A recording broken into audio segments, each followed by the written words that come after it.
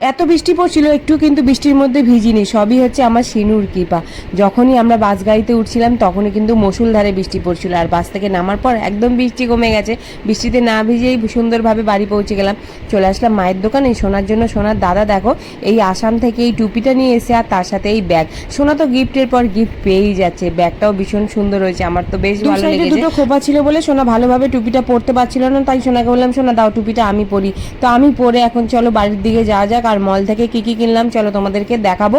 সিনুর জন্য কি কি কিনেছি সেটা তো আগের পার্টে দেখিয়ে দিয়েছি, তোমরা গিয়ে আগের ভিডিওটা দেখে নিতে পারো। বাড়ির সামনে চলে এসেছি, এবার চলো বাড়িতে ঢুকে এবার তোমাদের দেখাই। তো এই দেখো এটা হচ্ছে আইস প্যাক, এটা নিয়েছি। এটা আমাদের বাড়িতে ছিল না, নষ্ট হয়ে গেছে, তো এইটা নিয়েছি। আর সোনা বলছিল মামা একটা এলিফেন্ট নাও। তো ছোটবেলা থেকে অনেক টেডি ছিল, তার মধ্যে এলিফেন্টটাই ছিল না, তাই সোনার একটা আশা পূর্ণ করে নিয়েছিলাম। সোনার জন্য দুটো ড্রেস। সোনার জন্য তো পুজোর অনেকগুলো ড্রেস হয়ে গেছে, তোমরা দেখতে চাও কিনা তাড়াতাড়ি কমেন্ট করো। এই ভিডিওটা ভালো লাগলে লাইক কমেন্ট শেয়ার করতে ভুলো